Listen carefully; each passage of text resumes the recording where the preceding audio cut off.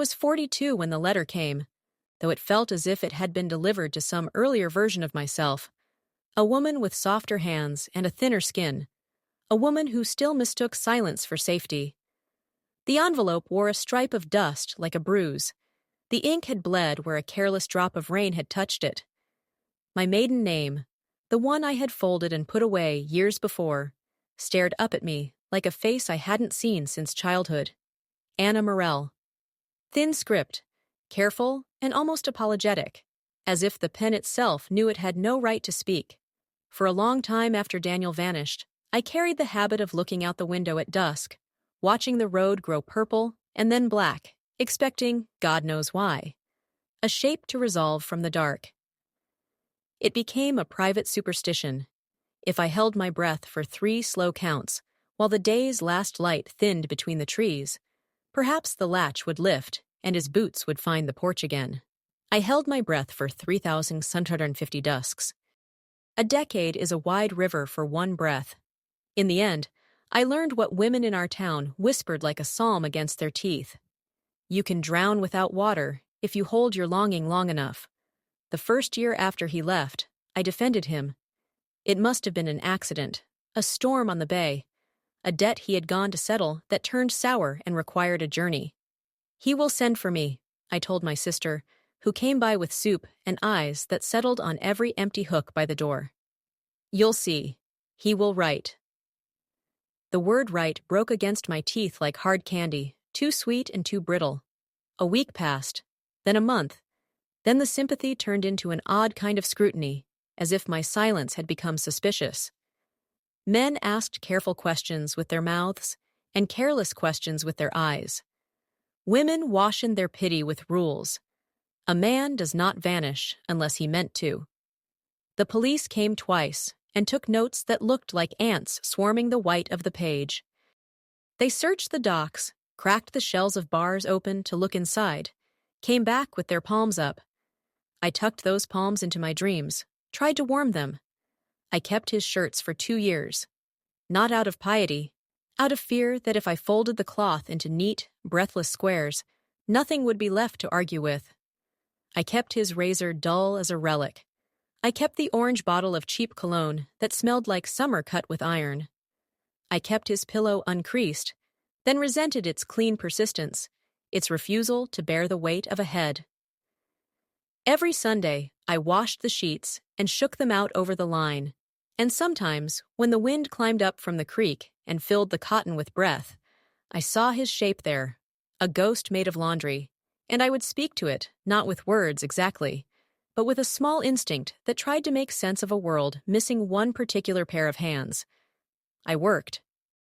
There were mornings I rose before the sky decided itself and baked bread for the cafe on Cedar, the kind of bread that carries its own light when you cut into it. I planted.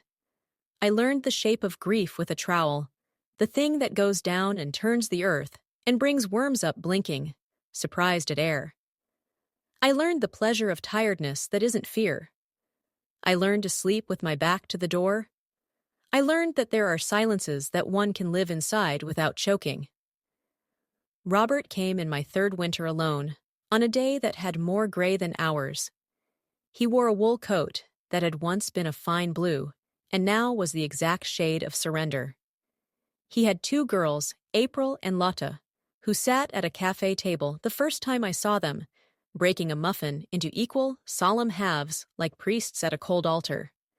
Their mother had died quietly, the way some lights go out, no crack, no smoke, just a soft extinguishing that leaves you blinking at the dark.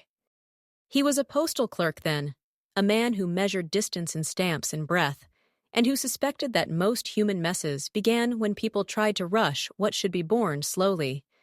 He did not court me the way Daniel had. Daniel had filled a room the way a violin fills a hallway, high and eager and asking to be heard. With him, I had been 21, all nerve and promise, and a willingness to mistake restlessness for tenderness. The night we decided to marry, he had opened a window and declared that the stars had said yes before we even asked. I misread that omen. I thought it meant fate liked us. In truth, it only meant he was always listening to something very far away. Robert wooed me by learning the names of my plants. The first day, he noticed, without being told, that the hollyhocks along the fence had powder on their leaves, and 2 days later he arrived with sulfur and an old brush and a look that said, "May I help?" He took the trash out without ceremony, and when rain came heavy one night in April, he did not wake me to watch it, as Daniel would have, coaxing me into the doorway where we would laugh at the sky's theatrics. Instead, he padded quietly to the kitchen and moved the pail beneath the leak in the roof so the drops found a new destination. To learn to be loved like this, gently and without spectacle, I had to unlearn the sting of being left. It took time. He waited. We married after 6 seasons of friendship. I told him the truth the night before, that I had been a wife once and then a widow without a body to bury, that there was a man-shaped space in my life that I had learned to have conversations around, that I could promise steadiness, but not that bright, blind young heat. He said, eyes down, hands worried together. He was not looking for thunder. I wanted to say yes because I was tired. I said yes because I recognized, in the quiet shape of his waiting, a new kind of courage. It is brave, you know, to build a life with someone who has already been defeated by the weather of another life. He brought his daughters into the house the way a man brings fire in from the cold, carefully and with gratitude. April was sharp-eyed and already good at folding herself too small. Lotta still believed the world would put a hand out if she slipped. We made rules. We established inventory. The red bowl is for Sunday poppy seed batter. The small broom is Lotta's job. The big broom is April's when she is angry. We made a family by performing it until it stuck. They called me Mama on the morning a hurt dog slunk into the yard, and I wrapped it in an old coat and said the words soft like a prayer. I cried after they went to school, not because I was happy or sad, but because the word had finally found me again. Life grew a skin. We had a porch we sat on.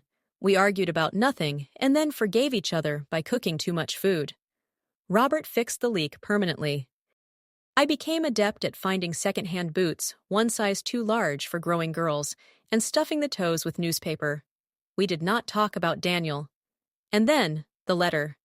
3 lines, and they did more damage than 10 years of silence had. My dearest Anna, if you will have me, I am coming home. Yours, always, Daniel. The postmark was from a town I had never heard of, that sounded like it had been named by a man who ran out of names. I turned the envelope over and over until my thumbs went numb, as though something more might be written on the flap if I chafed it hard enough. I tried to be angry first. Anger is easier to hold. It has edges. But grief came ahead of it, the old, unhousebroken thing that parks itself in the hall and breathes loudly. I hid the letter in my apron pocket like contraband. I told Robert after 3 dinners that I barely tasted. He was washing the last plate and turned the water off as if it were a radio playing a song he didn't like. He dried his hands on the good towel, the embroidered one I never used because it felt like spoiling, and he faced me. "Do you want him back?" he asked. I could not meet that question head-on. It had a blade. "I want answers," I said. "Want and want not are 2 brothers who fight in the same yard," he said, not to scold, but to name the weather correctly so we wouldn't be caught without coats. He slept on the far edge of the bed that night. In the morning, he made the oatmeal too thick, the way he did when something sat, undigested, at the back of his mind. The girls ate around the tension the way fish find the space around a rock. I told them a truth that was not the whole truth, and they accepted it because they were 13 and 10, and the world still had clear lanes painted for what could be asked. The day Daniel came back, May pinned the clothesline with wind and honey. I was watering the new rosemary, the hard kind whose stems, if you close your eyes, smell like a seaside church. I heard boots on the gravel and did not look. I knew his step, as one knows an old wound by the way the rain finds it. He said my name as if it were a stone he meant to throw lightly, and then worried, at the last instant, that it might sink. I turned, and my first thought, ridiculous, was that time had been fair. He was lined and gray at the temples. One eye had gathered crow's feet like stitches someone forgot to cut. He had a scar at his jaw I didn't know the story of, and I resented the entire biography of that scar for being written without my witness. Anna, he said again, and I nodded, because what else was there in the dictionary for a woman in my place? Daniel. If he expected me to fall on him, to gather him into myself, like rain into dry earth, then a part of him died right there when he met my eyes and found only caution. I do not mean cruelty. Caution is a refusal to drown again in the same river. I have a family, I said, stated, not argued. I have a husband, 2 girls. So I know, he said. I asked at the cafe. They told me. His mouth twitched at the corner, the old jesting habit elbowing through, as if we might laugh one day about his absence the way people laugh about a trip that was longer than expected. My stomach hardened. Why? The old word. It came out flat and edged like a key. He sat on the step without being told to, hands between his knees, thumb rubbing the joint of the other like a rosary. I ran, he said. I ran from a debt that wanted more than money. Men who don't care whether they are owed cash or blood are not patient men. He paused. And then I ran from my running, and by the time there was no one at my back, I had become someone I could not bear to bring to your door. I told myself you were better without me. That lie. I fed it. It grew strong. 10 years, I said, because a number is proof. He nodded. There were letters, he said. You did not get them. Or maybe I did not send them. It blurs. Forgive me. No, that's too big a thing to ask. Allow me to say it. Forgive me, he said softly, and the syllables trembled as if they were walking barefoot over stones. Robert stood in the doorway. He had the dish towel in his hand, like a white flag he didn't know how to wave. He met Daniel's eyes, and whatever men say to each other without words moved between them like the electric before a storm. The girls were at school. I was grateful for the ordered world that hid them until 3. You can stay at the inn, I said. I heard the cruelty in the preposition and could not pull it back. At, not with. A place at the edge of our town, not in its heart. He nodded. I'm not here to take you back, he said. I wanted to look you in the face and say that the leaving was mine, and the loss was ours, and the missing was yours most of all. I wanted to not die with that still between us. It is an ugly mercy, to be told your pain has a witness after its worst hour has passed. He left for the inn. Robert came to sit beside me on the step, where the heat had stored itself like an old cat. We did not touch. He is not a ghost, Robert said finally, but he haunts. I laughed then, a small, mean, exhausted sound. I wanted him to be dead, I said, and I saw him flinch because he was good and did not like the taste of such honesty. Not because I wished him harm, because I could have finished the story then. A widow is a thing people know how to stand near. Do you love him? He asked. A fair question wears simple clothes. I love the woman who loved him, I said, and I grieve her. He nodded and pressed his thumb into the hollow of my wrist, the kind of touch that says, I am here with you inside this ugly room of truth. The next morning, we walked to the inn together, Robert and I, carrying a loaf wrapped in a tea towel, because grief and bread have always been cousins. Daniel opened the door in a shirt I did not recognize, one with a frayed collar someone else had mended. Come in, he said. I've seen worse rooms, I said, and he smiled without brightness. We sat at the small table. The words arranged themselves, not in the order we would have chosen, but in the order time demanded. He spoke first. He told us about the debt he had not paid, a loan for a boat he never bought, because he drank it and won it and lost it again. A story with the embarrassing smell of youth and a too-yet hunger for luck. He described a man named Kettle who did not boil, but simmered. A man who waited outside doors for hours because he had made patience a weapon. He described a night at the harbor when something was supposed to be moved and was not, and how a hand found him in an alley and pressed into his neck and told him that he had 1 week to become a different man. "And so I did," he said, and gave the barest smile, bitter enough to peel paint. He went inland with a new name and a job that paid in cash. He learned to sleep in shifts. He learned to wake when a door breathed. "Why not tell me?" I said. I was not jealous of his fear. I envied its clear errands. He had had a purpose, even if it was to live small. I had had only a question. "Because I was ashamed," he said simply, "and because I told myself a story where you were safer without me. And then that story liked itself too much to end." He looked at Robert then, and I saw in his face something like Apology's older brother, the one who has earned its gray hair. "I am not asking you to forgive me for her sake," he said to him. "I am asking you to allow me to speak my guilt out loud where she can hear it." Robert, who hated the theater of emotion, nodded. "You owe us no drama," he said, "only facts." Daniel accepted the rebuke like a cup of cold water.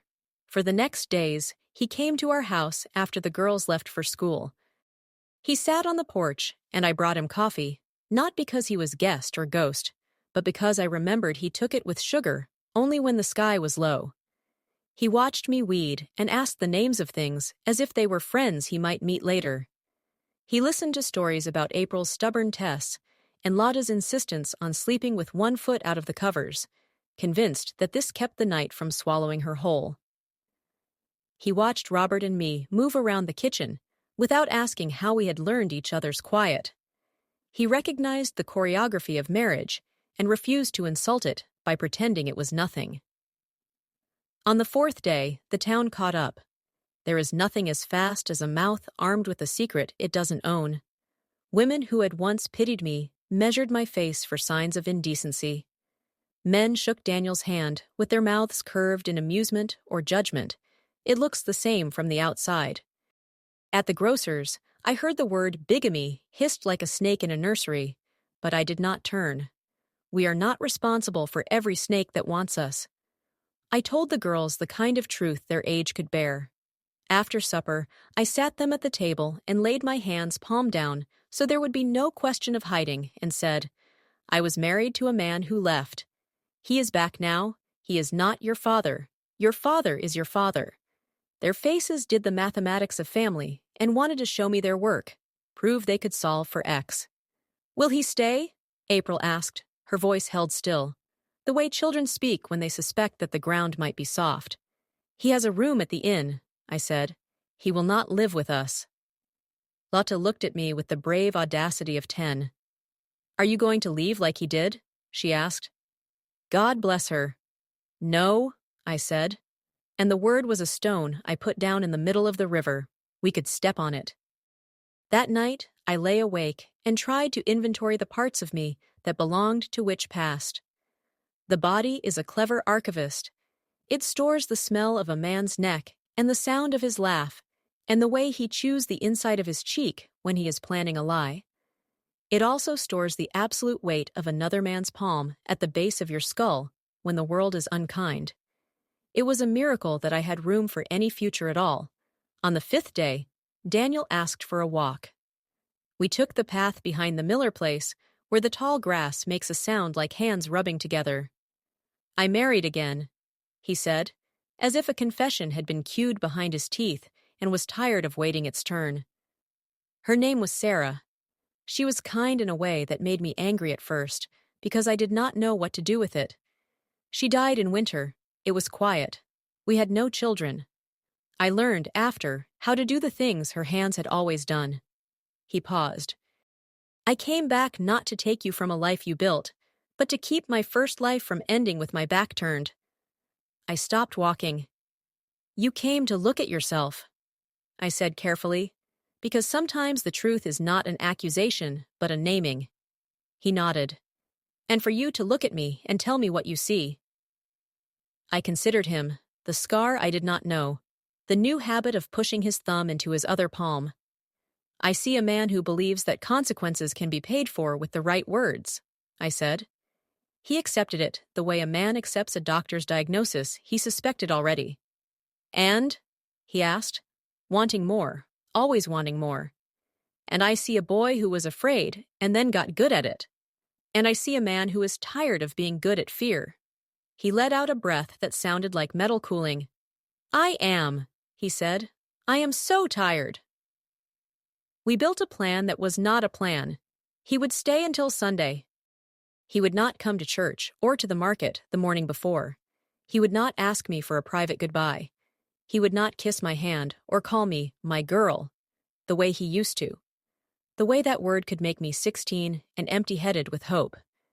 He would leave me the forwarding address written legibly and with urgency, and he would allow me, in my own time or never, to send him a letter that did not contain forgiveness, because forgiveness is not a letter. It is a long walk that stops and starts, and sometimes ends in a place you do not like. On Saturday, Kettle came. Men like him are not content to be in a story only as a memory. They insist on a scene. He arrived at dusk with 2 other men who smelled faintly of river and old tobacco, and he stood in our yard and did not knock, which is a way of saying, I have knocked enough. Robert saw him first. He stepped onto the porch with his body arranged not to be stupid, a careful gathering of muscle over bone as if he were a door that could hold. Looking for Daniel, the man said, tongue pushing the name around as if he meant to taste its salt. Robert replied with the truth. He is at the inn, and then offered the lie that could save a life. But he left this afternoon. Kettle smiled like a man trying on expressions at a shop and not finding his size. We heard he came to make amends, he said, and his mouth twisted the word amends into something that would not fit through a church doorway. He came to say words he already spent, Robert said, and in that moment I loved him so fiercely it frightened me, because the history of my love suddenly had a roof I did not want to lose to fire. They left, not convinced, but delayed. Daniel came from the back garden, where he had been kneeling by the rosemary, as if prayer was a task one could do in dirt. He had heard. I will go tonight, he said. They will not come to the inn if the innkeeper is clever, and he is. He turned to Robert. I owe you, he said, not a debt like theirs, one I can never measure. Robert looked over his shoulder at me and then back at Daniel. You owe her, he said, and you owe those girls the favor of being a lesson that ends well. Daniel nodded. That is the only way to accept a mercy correctly. I walked him to the road. The moon was one of those unfortunate shapes that make poems worse. Write to me, I said, surprising myself. Not to ask for anything, to say where you are, so I can picture it when the past tries to run me down. He nodded, as if given a chore he could do. Do you want to know where I kept you when I ran? He asked, and when I did not answer, he told me anyway. In my left pocket, he said, and I saw the boy in him again, the boy who thought metaphors could buy milk. You were a thing I touched to remind myself that not everything I had ever held had burned me, that I had once held something I did not deserve. And then you lost it, I said. And then I lost it, he agreed, and there was grace in the repetition, as if naming the loss twice could divide it. He left that night. The town exhaled, not because it cared about my peace, but because the air had been crowded with a story, and now there was room for other ones. I slept the next week like a person learning a new bed in an unfamiliar house. Robert was patient with the strangeness. He sat up with me when dreams worked me over and did not insist I tell them to him. He brought me water in the colorless hours when voices speak that ought not be believed. He told jokes a beat too slow so they would not startle me. The girls watched me as if they had been given a new species of mother and were looking for its feeding habits and sleep cycles. I made soup, I swept, I wrote a letter. The first letter I sent Daniel was an inventory. This is what is true. I am married. My husband is kind. The girls are taller than old grief. The rosemary you knelt by is thriving. Kettle came, and then he left, and I imagine he will die in a room with bad light. This is what is untrue. That I am the same. This is what is unfinished. The anger. This is what is not yours anymore. My forgiveness. This is what I am sending you anyway. A map to the road you already took. I folded the letter and sealed it with the back of a spoon, the way my grandmother had taught me, as if even the glue could be a ritual for persistence. He wrote back from a place with a road named for a tree that grows only in books. He was working at a mill, he said, a clean one where wood dust did not settle thick on the lungs. He rented a small room above a woman who baked in the early morning and sang to her bread. He described his day in patient, unrushed lines, the way a man writes who is trying to prove he has nothing to hide. He did not ask me to come. He did not ask for money or mercy or news beyond what I wanted to give. He put his return address clearly in the corner, as if writing a spell against vanishing. We became, briefly and strangely, correspondents, two ghosts riding across a country of regret and kitchen light. I told him when April bled for the first time, and how we sat on the bathroom floor together, and I told her, there is a way to live with a body that does not always respect you, but will carry you if you are careful with it. I told him when Lotta won a prize for a poem that had no rhymes, and still managed to sing. I told him when Robert sprained his wrist and changed temporarily, how he asked the world for help, which is to say, he asked it all. I told him the small, stubborn facts of domestic life that even grief cannot grasp, because their fingers are too fat for such small buttons. He wrote back stories about a man named M, who believed in bad jokes and clean floors, and a woman named Vita, who wore a red kerchief and cursed at God, as if they had grown up together, and a river that had the good sense to bend around a stubborn hill rather than try to bludgeon its way through. In winter, Daniel fell ill. He wrote me a short note that began, "Do not worry," which is the way a man writes when he is lonely and trying to dress the truth in a coat too small. He said he had a fever and a cough, and that the woman downstairs had made a soup that tasted like boiled honesty. He had no one to sit on the edge of his bed and push hair off his forehead while the hours banged their tin pails. I brought the letter to Robert and held it out like a wrong I could not solve. He read it and set it down, and then did the kindest thing. He did not tell me what to do. The worst prisons are choices made for you. I went for 3 days.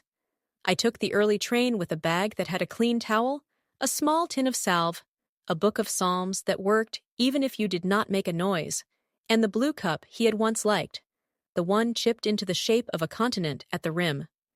I told the girls the truth that would not burden them. A friend is ill. I am going to nurse him.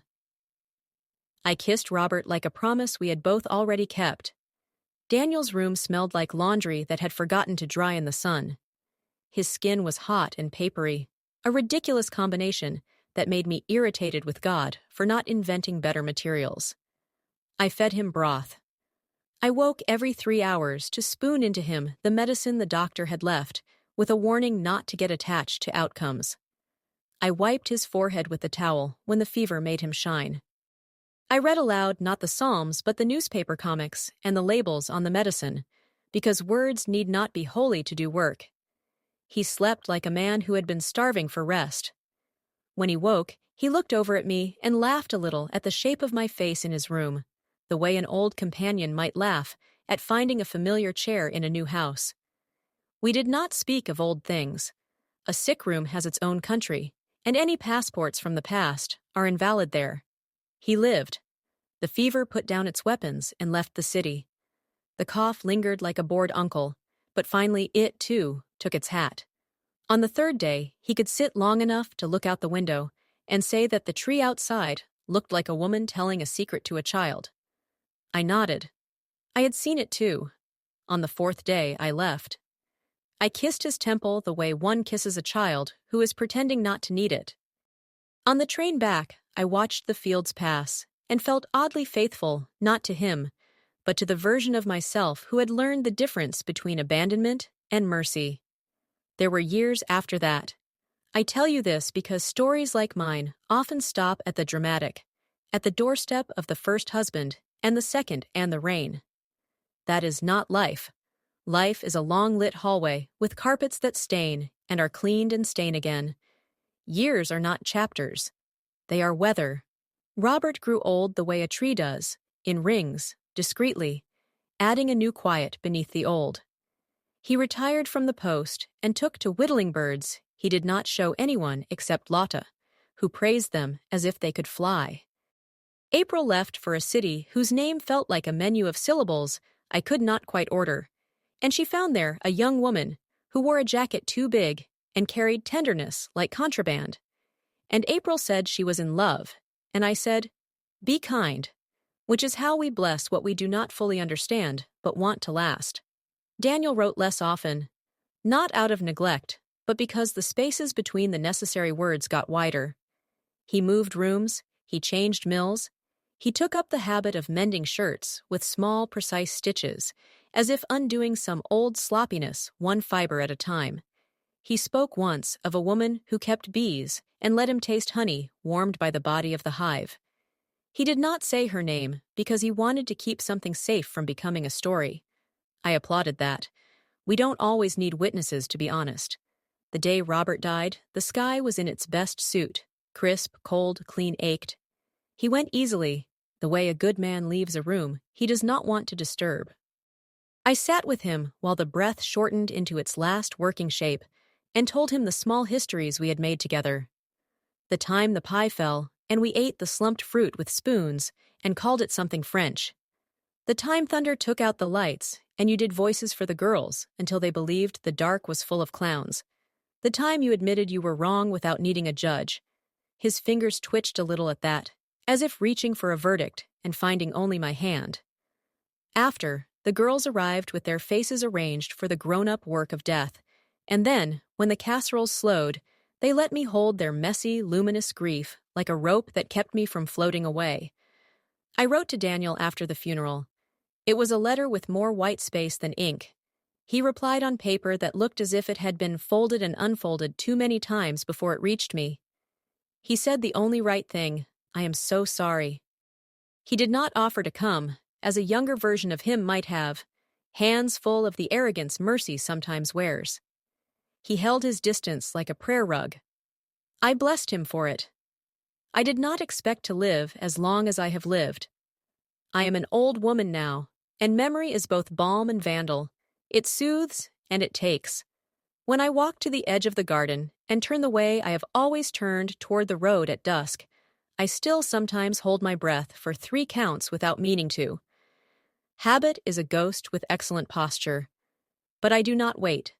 Waiting is when you balance your soul on the tip of someone else's promise. I learned, finally, to stand with both feet on my own floorboards. You want a morale, perhaps. We are trained to take our stories with a vitamin tucked in. I can't offer one that will sit comfortably in your pocket. I can tell you what I have learned. That love is not a single thing, but a species with many subspecies, some nocturnal, some that bloom only after fires. That leaving is not always the worst thing that happens between two people. Sometimes the worst thing is the not knowing, the story that cannot be finished, and therefore keeps chewing. That kindness is not a weak muscle. That forgiveness is not the same as access. That you can measure a life not by how much you have held, but by how gently you learn to put things down.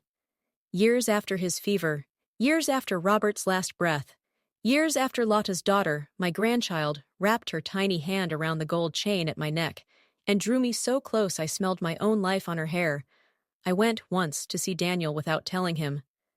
I was in his town for another errand, one of those errands that death invents to keep the living busy, and I walked past the mill, and then the bakery, and then a shop that sold things no one needs, and yet which felt as necessary as a polite lie. He was there, in the back, trying on a jacket too formal for a man who had spent his life in work shirts. He did not see me.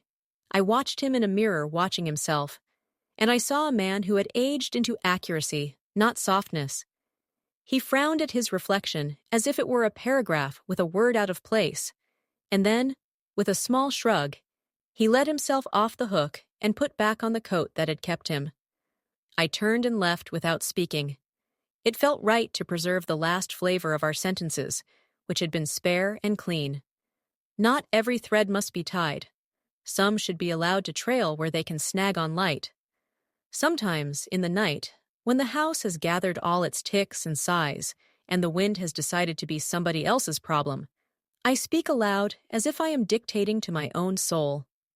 Anna, I say, the way he did that first afternoon on the steps, and then I answer myself with the voice Robert used when he said my name as if he were placing a dish gently on a shelf. It is foolish, and it is human. The past is a chorus and a crowd, and if I'm lucky, it stands far enough away to let me sleep. Once, a neighbor's boy asked me, because children are enemies of pretense, "Are you the woman with 2 husbands?" I laughed, which he took as permission to climb my porch rail and swing his legs until the blood agreed to stay in them. I am the woman with 1 husband, I said, and one story that tried to be a husband and failed.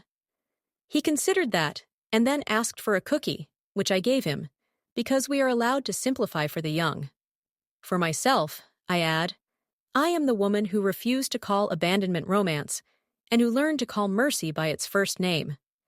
In my bureau drawer, there is still the letter that began everything again.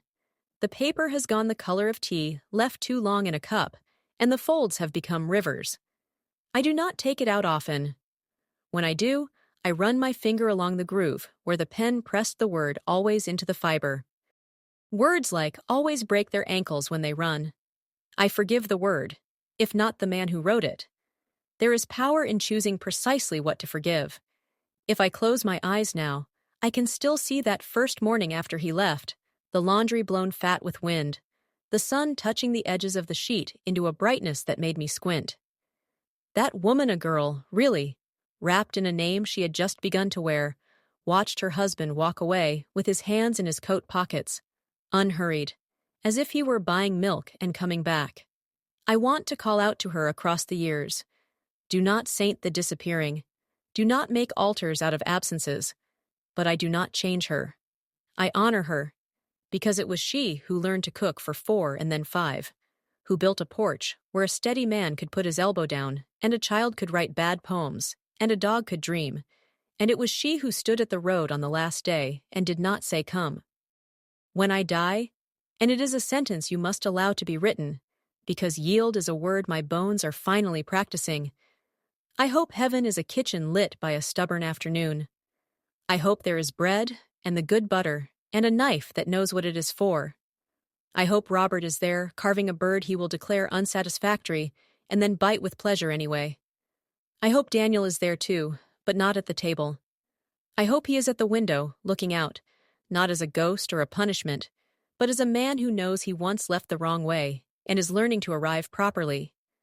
I hope we nod to each other, the way people do in a new town, when they are careful not to make promises time won't let them keep.